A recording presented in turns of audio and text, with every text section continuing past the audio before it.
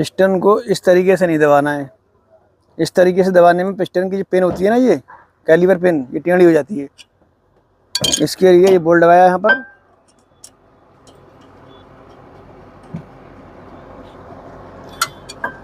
ये देखिए, सबसे बढ़िया तरीका ये है।